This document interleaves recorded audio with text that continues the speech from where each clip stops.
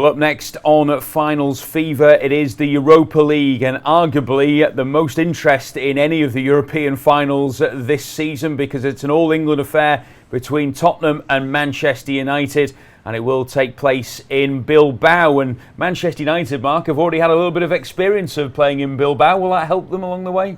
No, I don't think it will. I don't think that will play any part, Warren, really. It was a great result for them to beat Athletic away from home. I didn't see that one coming until I was at sort of the Tottenham Hotspur Stadium on the same night and checked the phone at half time. I was like, hold on a second, what's going on here? I fully expected that to be a really tight game, and then by the time Spurs had beaten Bodo and I got home, like, all the trains and sort of planes and everything to Bilbao had just been booked up by excited Manchester United fans. So as a Spurs fan, I'm really excited for the game.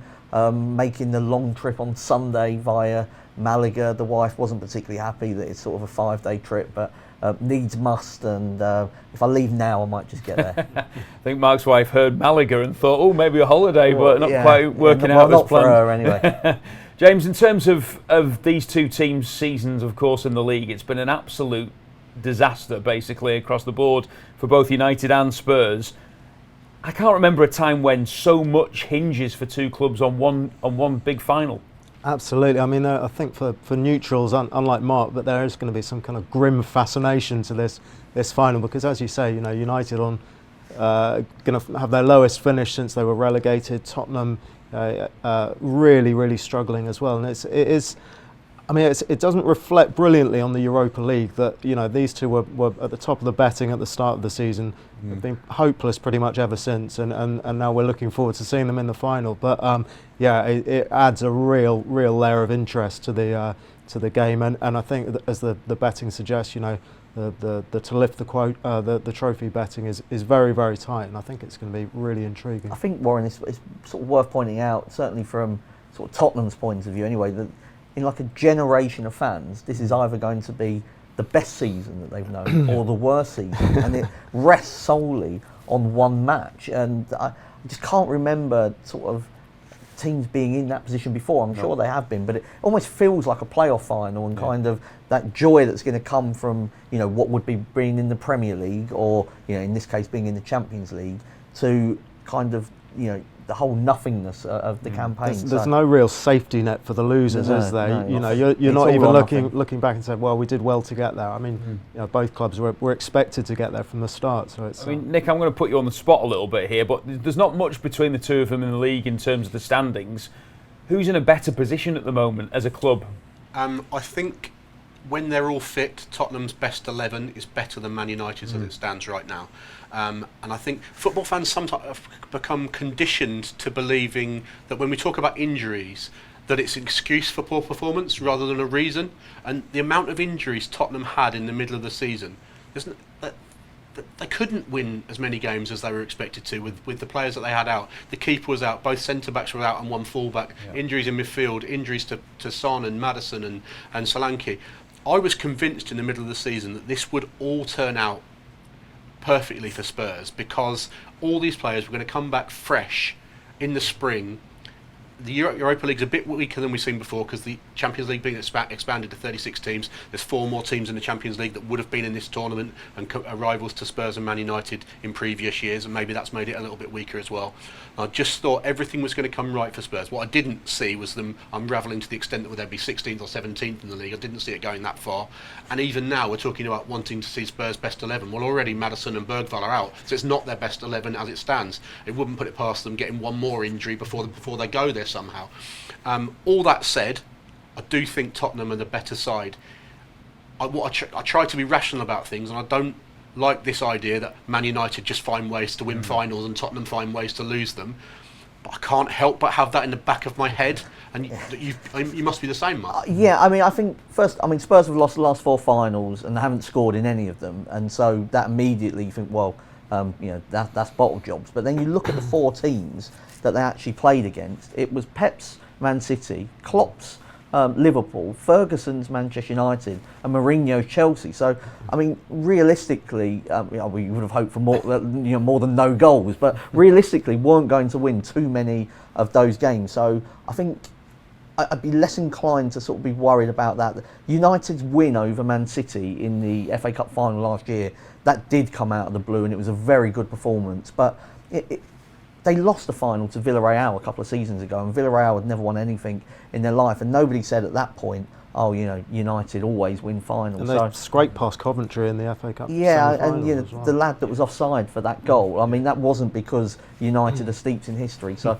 but Nick, you're not convinced? No, I think I am convinced. I think that United FA Cup final with City last year were in the right place at the right time.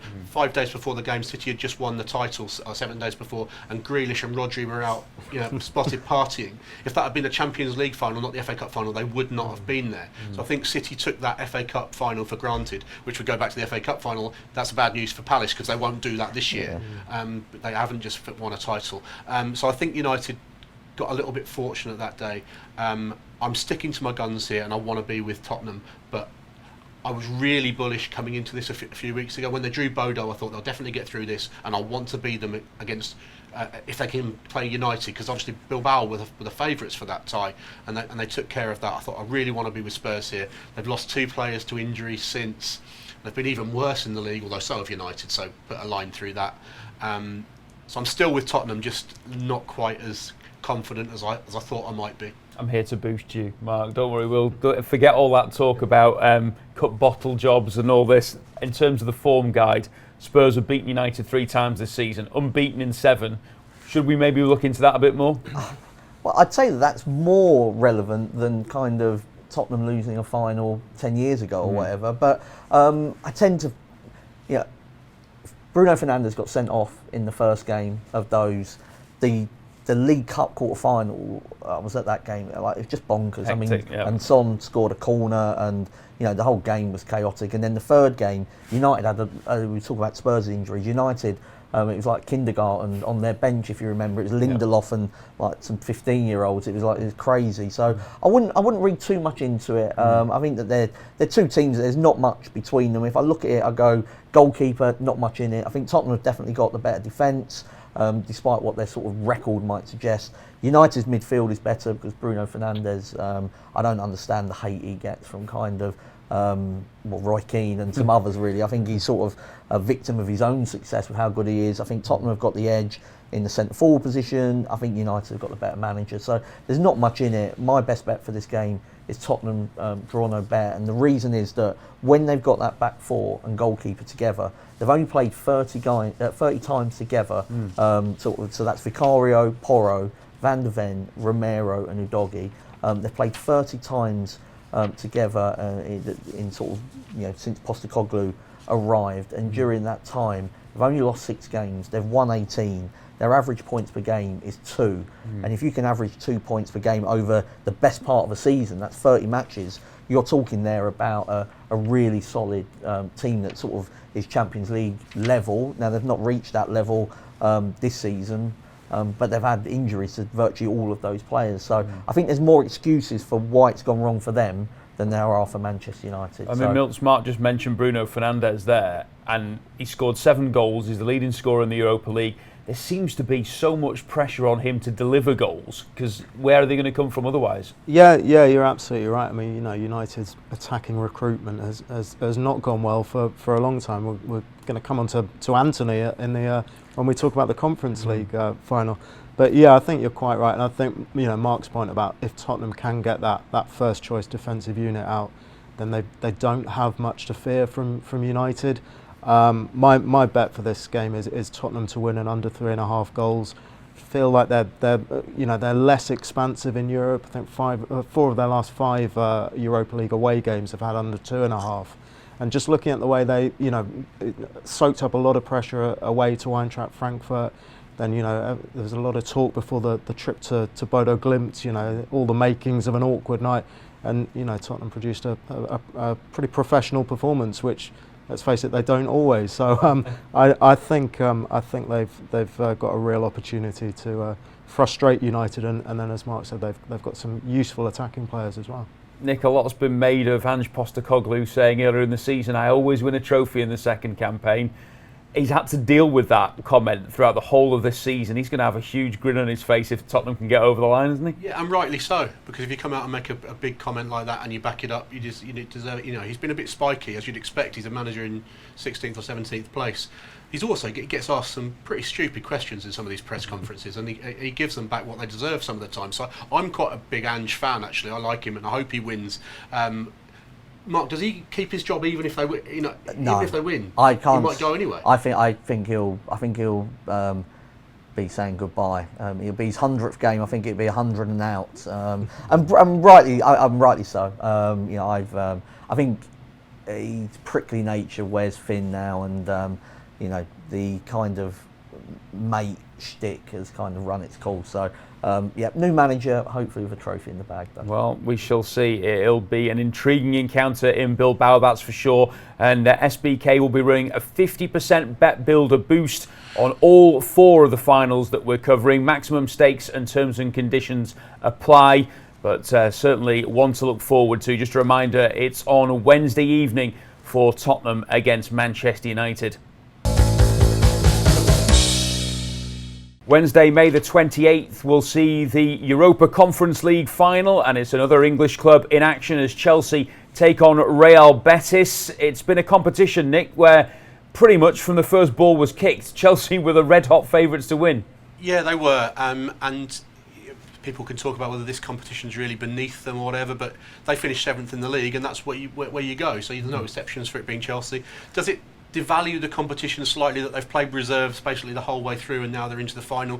Perhaps, but you know, they've not really played anyone along the way, and this will be their first actual decent opponent that they come up against. It'll be interesting to see what Maresca does in terms of team selection, and whether he wants to reward some of the players like Keenan Dewsbury Hall, who's played all the way along, whether he'll go back to his best 11 for this final, or he'll reward some of those guys that have been on the periphery and have got them to this final. That's quite interesting. Although actually, Betis have done the same. They've rotated a few times to get here. So you know, yes, it's an odd competition. It's the odd one out in Europe. They didn't change to the 8-game format that the other 2 did, but we've ended up with a final between 2 good football teams that should be a decent spectacle. And it's going to be a tough game for Chelsea. Nick, do you bet on the Conference League? I've done very little on it this season. It's just there's so many games on a Thursday night now with Europa and Conference that to try to be across it all has been quite tough. So I've let a lot of it. I let the group stage especially just pass me by a bit. A bit like Chelsea, I think. Yeah, I mean we've seen teams before look as strong as Chelsea, let's say in European competition, Milts, but the fact that they haven't had a test, and now, as Nick says, they will have one in the final, is that going to make it trickier for them? Yeah, it is an interesting one for Maresca. We talked about if Ange is going to get the sack after winning the final. There's obviously doubts over Maresca's future as well. This time last season, Chelsea seemed to be getting it together under Pochettino, and then he was off. So I think he has to go strong, doesn't he, with his team selection? It has been a very strange competition. Just looking at the prices for Chelsea's semi-final away to Djurgården, the home team are 9-1 to win a European semi-final. It doesn't feel quite right. But yeah, as Nick said, I think this is going to be a proper final, and Betis come into it in great form. I think only a couple of defeats in their last 20 or so games in all competitions, and so Chelsea certainly can't take them lightly. The standout name, Mark, in the Betis squad will be Anthony, because he's scored 4 goals in this competition despite only joining them in January, having had an absolute nightmare spell at Manchester United. He's one of a few of the former Premier League boys in the Betis squad. Yeah, so Anthony's probably the standout name, but you've got Fornals, Lo Celso, Hector Bellerin is there, Pellegrini's the coach. So they've I think it's a good place to shop, really, because the Premier League, you end up getting these players, and the Premier League teams are so bloated, and they throw money away left, right, and centre that you can actually just pick these players up because they're no longer wanted. But in Anthony, you had somebody. Now, okay, United overpaid for him when they bought him, but there was definitely a lot of hype around his ability when he arrived, and so there was definitely something there. It just hasn't worked out for any number of reasons, but he's definitely been an important player for them. And the players I've just mentioned there are all quite attacking. You've got Isco as well, somebody that I don't know, 5 years ago, 10 years ago was seen as one of the real stars in Spain. I felt sure he must have had an ill-fated loan spell at Chelsea. I had to check that before the show, but he hasn't. So I think really from Betis' point of view, they've got a lot going forward, and this match means so much to them. I don't know if you saw the video clip after the semi-final against Fiorentina. They were welcomed back by thousands. Now, I don't even think there were thousands at Stamford Bridge watching Chelsea semi-final. So that's the kind of difference that you've got between the two teams. And I think that Betis, I was looking at their results against the best teams in Spain. They've drawn twice against Barcelona, and Barcelona are better than Chelsea. So I think this is a dangerous game for Chelsea if they're not sort of fully at it. The way I'm looking to play it is both teams to score. I looked at sort of Betis there, as we speak, they're in 6th spot in La Liga. In 9 of the games they've played against teams above them in La Liga, they've scored. So they do carry a forward threat. Nick, how are you looking at this? So on comparing some prices, Athletic Club went away to Betis and went off 11-10 away. So the market perception of the difference between a club that Man United have just given a good seeing to and Betis, there's quite a big gulf there, and that would concern me. I'd want to see the Chelsea team though before I committed to backing them. In terms of a bet, I really do think it's Isco that pulls the strings for Betis. And I was speaking to some people that watch La Liga, and they do. If you start, there'll be a lot of talk about Anthony and Lo Celso from an English perspective. But if you stop Isco, you stop Betis, and he'll be the key player. He's their joint top scorer, and he's got more assists than anyone else in their squad as well. So again, if we look at those to score or to assist in the game market, if you want to get with Betis that way, Isco would be the player that I'd go with there. And James, Chelsea have scored more than double the amount of goals that Betis have in this year's competition. Are they going to have enough strike power, do you think, to see off the Spaniards? I think over 2.5 goals. I think there's a bit of odds against about it. I think that looks a really solid bet. I'm not sure how much we're going to read into Chelsea beating Noah 8-0 in the league phase, a match I'm sure we all remember fondly. But yeah, I think Betis, as I said, coming into the game with great confidence. And it's an important game for Maresca and Chelsea as well. Over 2.5 goals, has copped in 18 of Betis' last 25, both legs of the semi-final against Fiorentina. And one player, again, as Nick says, you need to be looking for the Chelsea team news. But Enzo Fernandez in the goal scorer markets is interesting. I think he started the season, had 5 shots in his first 10 appearances, but he's really been given licence to get forward more since then. He scored 6 league goals, and I think he's could be an interesting price depending on where he plays. Has been playing kind of almost in a kind of number 10 role at times. So I'm just going to put up Nicholas Jackson playing against Spanish teams. I think that that might just be able to reprogram his mind a little bit. And if you have a look at his sort of non-penalty XG, it kind of compares very well with always the favourite in this market, which is Cole Palmer. The difference between the two is that Palmer is more reliable in front of goal. But I think if Jackson starts, there will be opportunities for him. Okay, well, it may be played down in some quarters, the Conference League final, but it will be a bumper crowd in Poland for Chelsea against Real Betis on Wednesday, the 28th of May in the Europa Conference League final. Well, the fourth and final to concentrate on in terms of this final fever show is the Champions League showdown, which takes place, of course, between Paris Saint-Germain and Inter Milan at Bayern Munich's Allianz Arena. It is on Saturday, May the 31st, and Mark, it does promise to be a really interesting clash between two different styles of two teams. Yeah, I think that I do prefer it when you don't get sort of two teams playing the same way against each other. I think it does lend itself to sort of a more interesting game.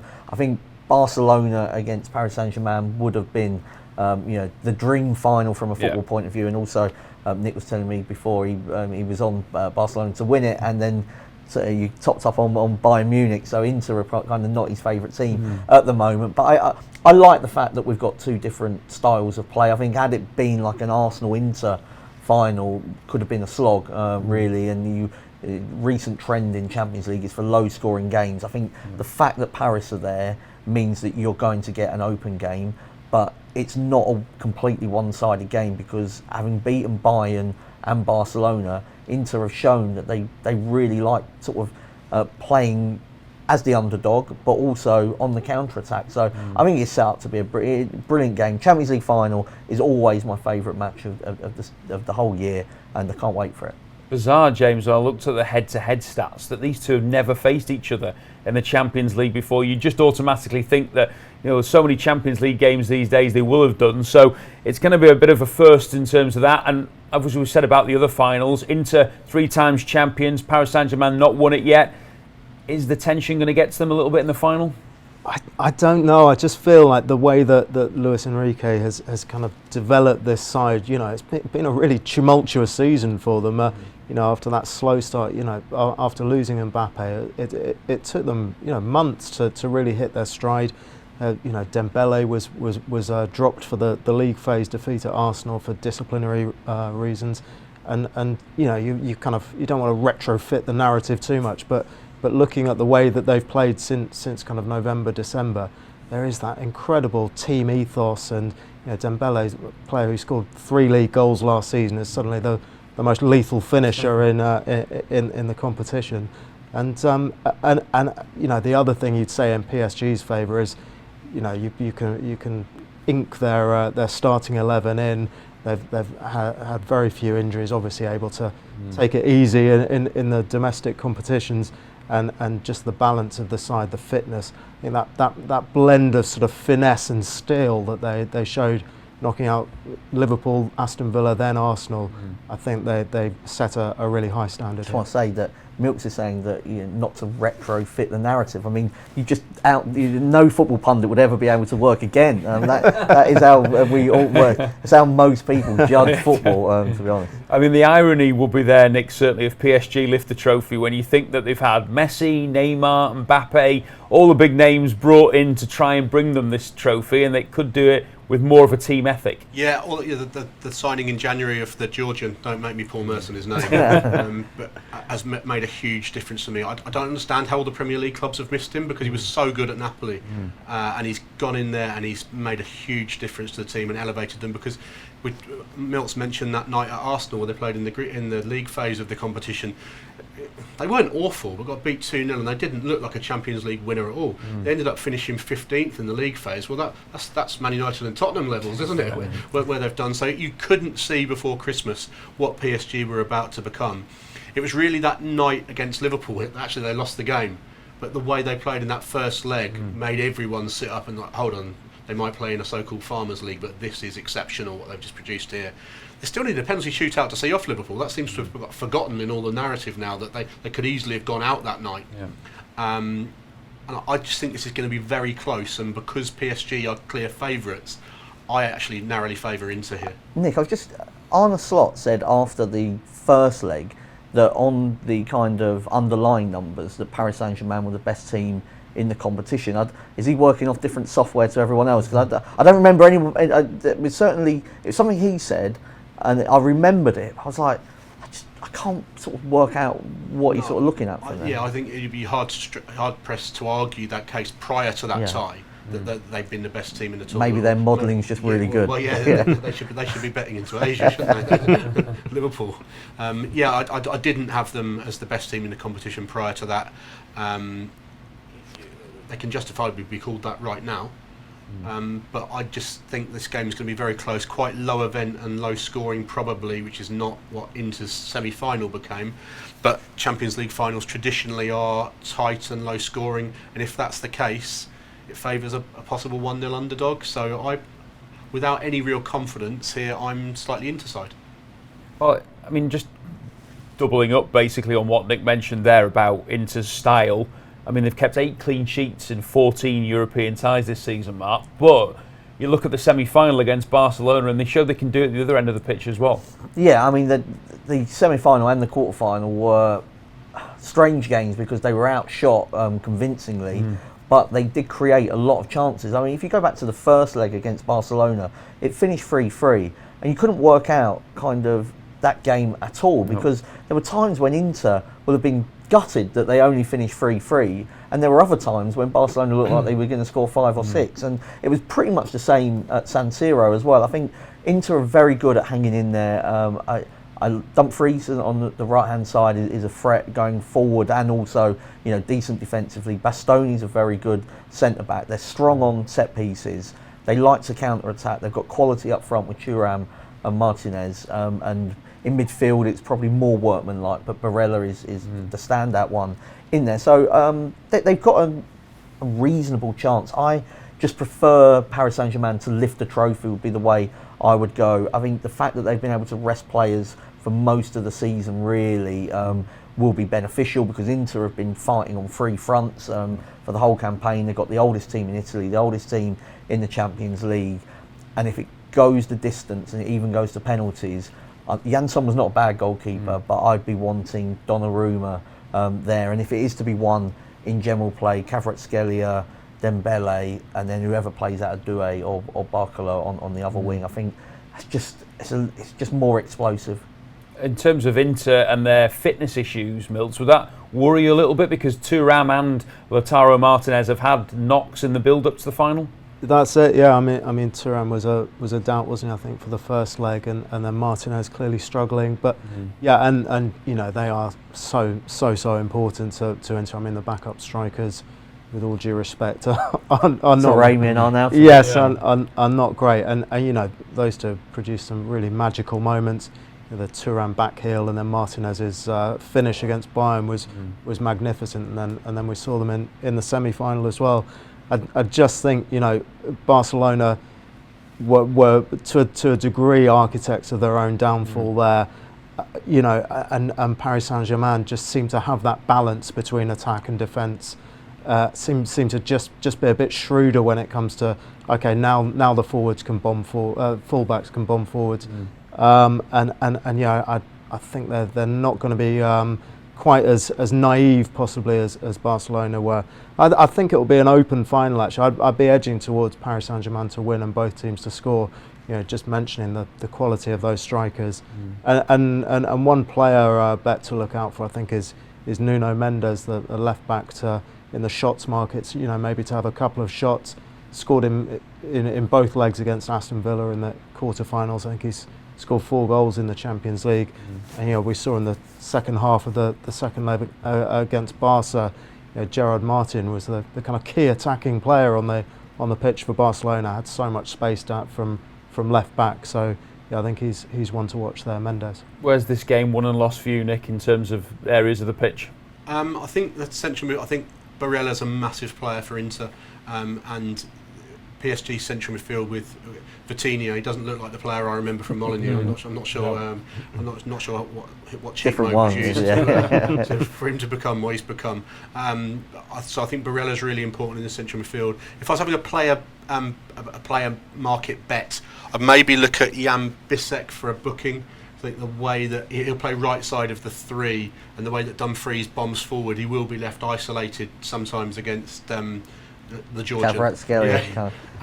So I think him for a yellow card might be the way I'd look there. In terms of yellow cards, I like DiMarco. Similar reasons, really. It's just the way that PSG attack down those wings, and as the left wing back for Inter, he had a difficult first leg against Lamine Yamal, and most people will. But if you've got Doué or Barcola on that side and Hakimi, it becomes a difficult. I was going to say 90 minutes, but he normally gets the hook on 60 to 65. So this bet you might only get about an hour to get the DiMarco card. But I remember in the second leg against Lamine Yamal, he was so much more aggressive against him, and I feel like Inter will be streetwise / physical / dirty to knock PSG off their rhythm. I don't think it's a bad tactic, but it might mean that a few of their players pick up cards. One other bet I like is Dembele in the goal scorer market. So I don't actually think he's getting the respect he deserves in terms of sort of how short he is or could be in this market. He's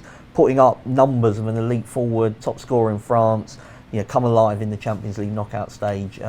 I don't know where it's come from, but you know, I'm liking the look of Dembele and Milts. Have you got anything that you like in the player markets? Yeah, just the Mendes, as I mentioned, you know, shots and also, you know, clearly got an eye for goal. But I'd mention Hakimi as well, who's just such an all-action player, you know, to score or assist, and probably a yellow card as well. I think he's you know, outstanding finish in the second leg against Arsenal, and he just seems to be everywhere, doesn't he? The bet builder pal. Yes, yeah, exactly, yeah. Commentators out there are hoping that it's Doué who gets the winning goal, not Kvaratskhelia in Munich. I'm sure that it's going to be an intriguing clash, whatever way it goes, between Inter Milan and PSG. And just to remind you that final, of course, of the Champions League takes place on Saturday, May the 31st. Well, we've got now a treble for you for the 3 European finals. We'll start off with the All-English affair in the Europa League final, where Tottenham take on Manchester United. Nick, what's the suggested bet here? We're going to take Tottenham outright to lift the trophy.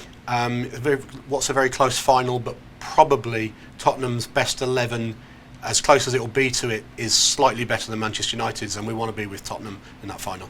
Okay, so Tottenham in the Europa League final. Milts, will pass on to you for the Conference League final. What are we looking at for Chelsea against Betis? Yeah, we're going to go for both teams to score in this one. Yeah, big game for both sides. Pressure on Maresca. I think he's going to name a pretty strong starting lineup, having rested players. But Betis come into it in great form as well. You know, high-scoring semi-final win against Fiorentina. So should be entertaining. Both teams to score in this one. Okay, and last but certainly not least, it is the Champions League final, mark between PSG and Inter Milan. And what are we looking at here? There was a big debate in the studio over which way this was going to go. Nick is in the Inter camp, but he's been outvoted 2-1. Me and James are both fancy PSG, so we're going to go for PSG to lift the trophy. I think they're extra quality in the final third, really, with Kvaratskhelia and then Ousmane Dembele, and then whether it's Doué or Barcola doesn't really matter. They've got a beautiful blend in midfield and can probably just got that extra firepower, might see them over the line. So we're going for Paris Saint-Germain to lift the trophy, Tottenham to lift the trophy, both teams to score in Real Betis against Chelsea. And just a reminder that it's Wednesday the 21st of May for the Europa League final between Manchester United and Spurs. It's Wednesday May the 28th for Chelsea against Real Betis, and Saturday May 31st for the Champions League showdown between PSG and Inter. Just to remind you of those SBK offers, they'll be running a 50% bet builder boost on all 4 of the finals we've been covering. Maximum stakes and T's and C's apply. And also they'll be updating their welcome offer to bet £10, get £40 free. So make sure you check out all the offers with SBK ahead of the finals. Enjoy your football, and please remember to gamble responsibly.